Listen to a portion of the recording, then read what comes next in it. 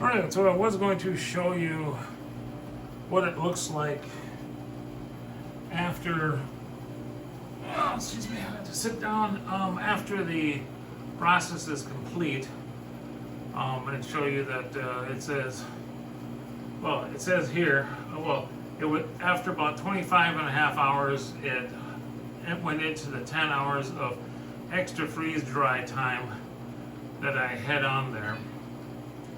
I brought that down to 0 so that it would say process complete, open the drain valve to vent. I did open that drain valve.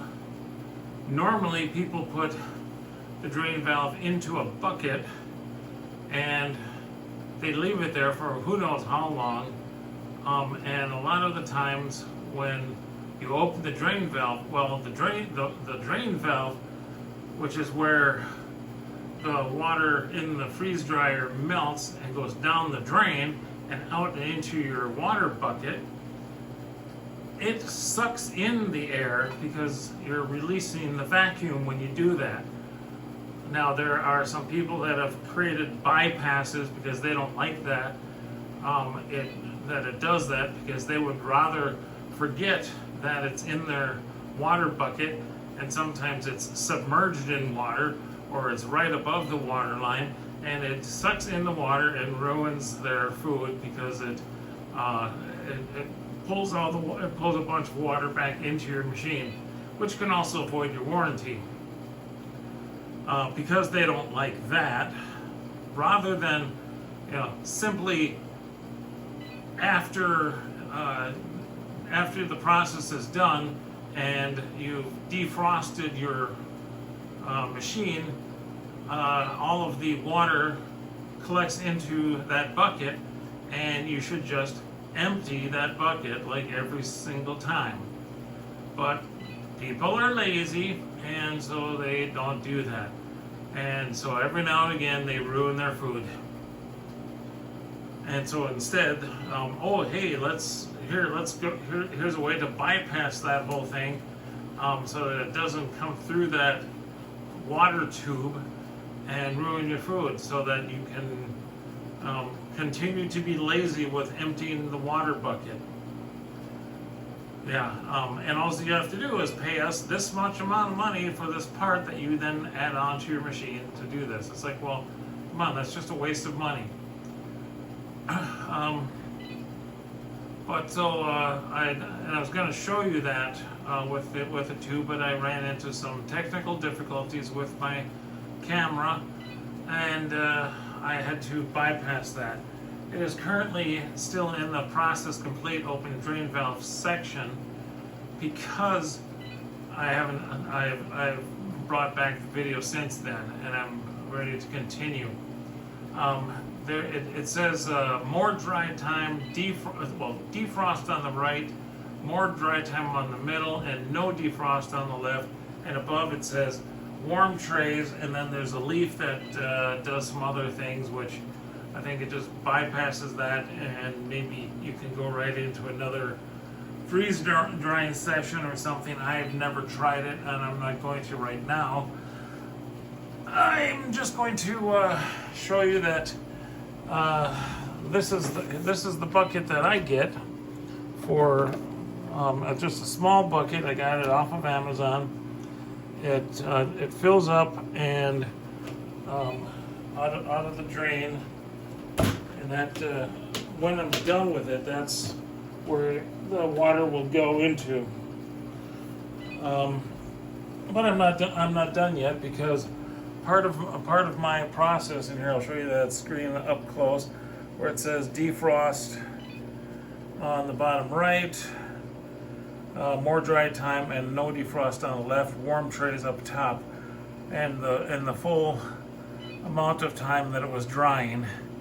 Up in the upper right hand corner, 31 hours, 59 minutes, 42 seconds, which included approximately 8 hours of my, 6.5 hours of my 10-hour dry time, which I reduced to 0 because I know I don't need that much time.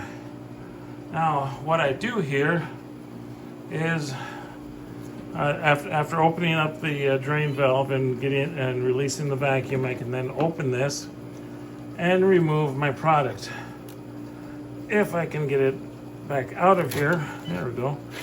And what I will do is I will weigh this on my. I have a scale over on the side of the room that you can't see, and I am weighing it. Weighing the whole tray because I want to know how much the tray weighs. Well, I know how much the tray weighs, and I pretty much have an idea what the food inside it weighs. And I'm just marking down that one was 777 grams heavy. I don't remember what this tray has, but now I'm marking down the weight because I don't know that all of this is dry.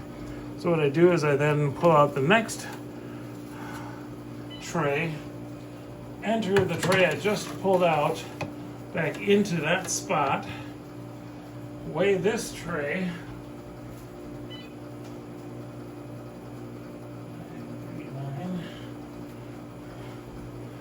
place that where I pulled the other tray out of, because again the top one has, or the two middle ones actually get to 125 degrees.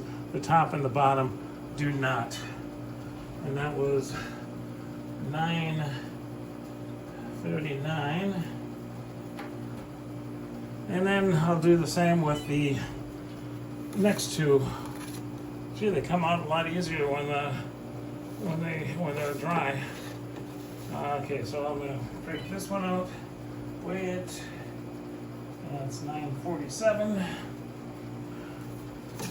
then I'll place it in here. And weigh this one. 920, so 920 and 947.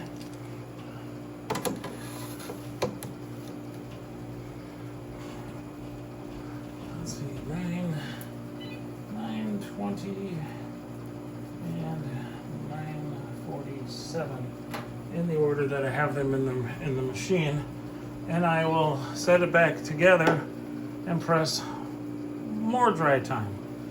Now it tells me to close the drain valve, which I will do in a second, and then I will continue.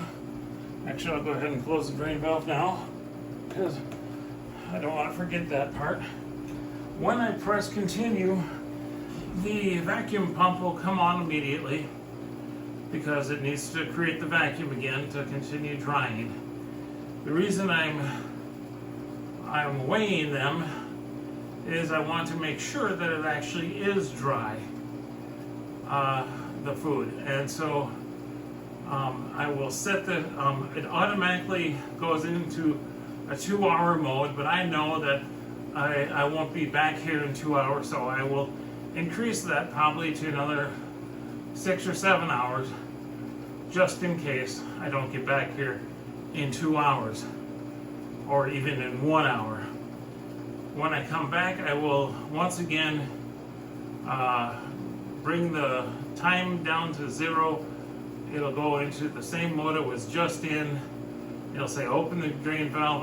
I'll pull the drain valve out of the bucket just in case if there's any water in there. I don't want it to pull it in, and open the drain valve. Once it's open, I can place it back into my bucket, and away I go.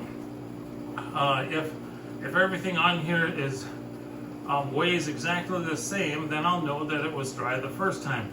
If it either gains weight or loses weight during that time, then I know that the sublimation process was not complete the first time, and I need to keep drying for some more. And then I'll have to put it in again for another couple hours or more to give it time to actually dry the product. And that, I believe, is the end of this video. If you're wondering what that thing sticking into the right, that's the tubing from the vacuum pump. And I guess I'll let you hear it turn on so you know what's going on. All right, so we come back up here, we look at this, we hit continue and increase this. I'm gonna go with 6 hours, and I'll be back in 6 hours to check it again. The timer, of course, has started up again. It's now just starting at 32 hours. I don't know that that really means anything. It currently says it's over 2,500 millitorrs because the vacuum chamber is not in a vacuum right now and at 80 degrees in there. 80 degrees is fine. The vacuum will drop the millitorr shortly. The millitorr should get down to below 500 to be drying properly. And that is the end of this video portion.